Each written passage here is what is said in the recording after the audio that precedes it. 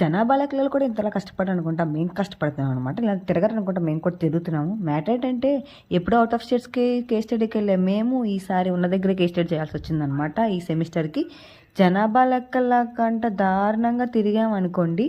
యథావిధంగా ఎప్పుడులాగే boys అంటే late ఉన్నట్టు మేము 10కి వస్తే వాళ్ళు 12కి వచ్చారనమాట. 2 అవర్స్ లేట్గా వచ్చారు. సర్లే అని చెప్పేసి అలాగా ఫైనల్గా వచ్చాక వాడు ప్లాన్ ఎక్స్ప్లెయిన్ చేస్తున్నాడు.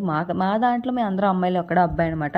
ఏం జరిగినా వాడే రెస్పాన్సిబిలిటీ అని చెప్పేసి చెప్పాం అనమాట. తెలియని ప్లేసు, బట్ అలా వీధి వీధి తిరుక్కుంటూ లాస్ట్ కలిసిపోయాయి అనమాట. ఆ ఎండలో తిరిగి ఇంకా అలా ఫైనల్గా రెస్టారెంట్కి వెళ్ళిపోయి ఫుడ్ తినేసి మళ్ళీ మొదలు పెట్టేసాము. దారిలో ఐస్ క్రీమ్ కనిపిస్తే ఐస్ క్రీమ్ ఒకసారి తిందామని చెప్పేసి అట్లా ఐస్ క్రీమ్ తీసుకొని తిన్నాం అనమాట.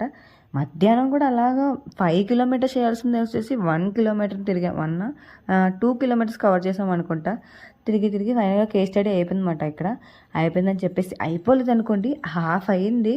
మళ్ళీ నెక్స్ట్ వీక్ వెళ్ళాలి. సో అలా తిరిగి వస్తున్నాం అనమాట. నా డైలాగ్ చెప్తాను, ఎప్పుడు బాయ్ ఫర్ నౌ చెప్తాను, వాడు చెప్తున్నాడు. లాస్ట్ డిమార్ట్కి వెళ్ళి కొంచెం అలా షాపింగ్ చేసుకొని వచ్చేటప్పుడు జ్యూస్ తీసుకొని తాగేసి వచ్చేసాం. అంతే, బై ఫర్ నౌ.